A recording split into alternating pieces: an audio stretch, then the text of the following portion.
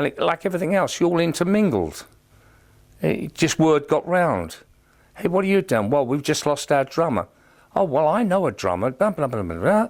And all of a sudden, there's 6 guys named the Nashville Teens. The great Don Arden found us at the Jazz Cellar Kingston, and well, within weeks Mickey Moses introduced us and we recorded Tobacco Road. And because Arden had, he was bringing in the likes of Jerry Lewis, Chuck Berry. That was our first tour. After Lewis, then came Chuck Berry tour, but this is all under Don Arden's guidance. Oh, Jerry Lewis. Well, bless him, he's a country hick. He never spent a penny on the entire tour. You think he might buy a drink now and again, but no, not he.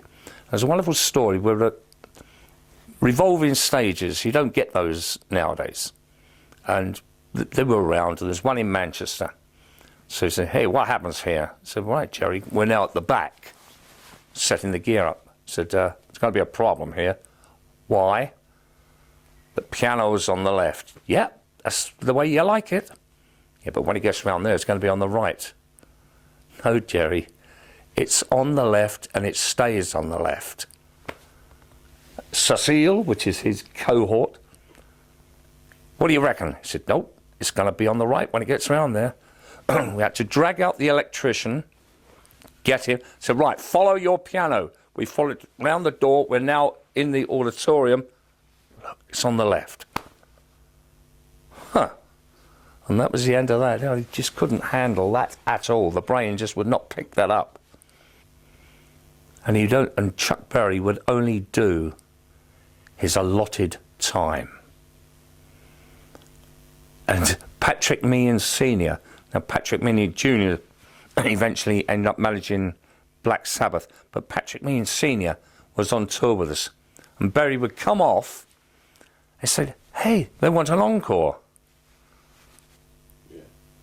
Pro rata. So you said, well, do 10 minutes. Bang, bang, bang. Yeah, that's about right. He'd go out and do another 10 minutes. Carl Perkins, bless him.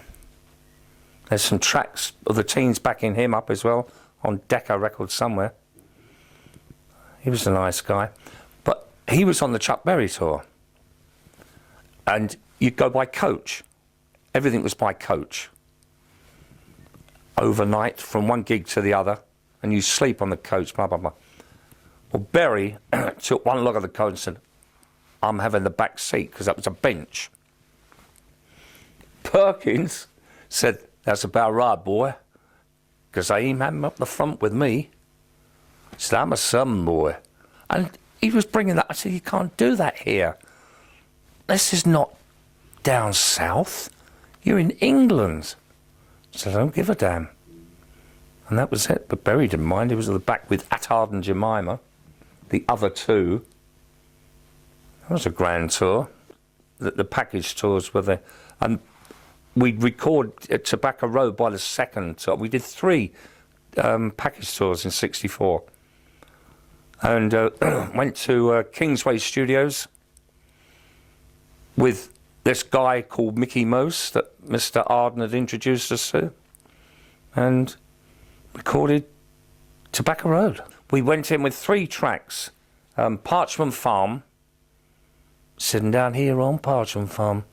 I Like It Like That, Chris Kenner record, and this Tobacco Road, which if you listen to the original, was just Loudermilk with a guitar, folksy, slow. We just beefed it up, drums, had a crack. We did I Like It Like That, Mickey Mosen. And also in attendance was Peter Grant, who went on to be Led Zeppelin's manager. He worked for Don Arden as a heavy come chauffeur. We played the Parchment Farm, and he went, yeah, okay. Got any more? So, oh yes, we've got another track called Tobacco Road. Mickey said, well, it sounds good. We played it, and both Mickey Mose and Peter Grant, they both said, almost in unison, that's the one. going back about 8 years, we'd never got any royalties, courtesy of one Michael Hayes, alias Mickey Most, because he signed the contract, not Don Arden. Mickey Most signed the contract with Decca Records, so they paid him. He then should have paid Don Arden, who had paid us. But that never came to pass. And that went on for 30 odd years, until the drummer, he phoned me up and said, hey, there's a new common market thing about copyright. You can actually sign an indemnity form to whoever's paying out the money, and they can bypass who they've been paying before if you are the guy that wrote the book, wrote the song, or actually performed the record. So we all signed, and EMI said, right, from here on in, we pay you guys, and if Mickey Most turns up and says, where's my money going? He can sue you, not us, because you signed this. He never did turn up, and for the last 8 or 9 years, we've been getting our royalties.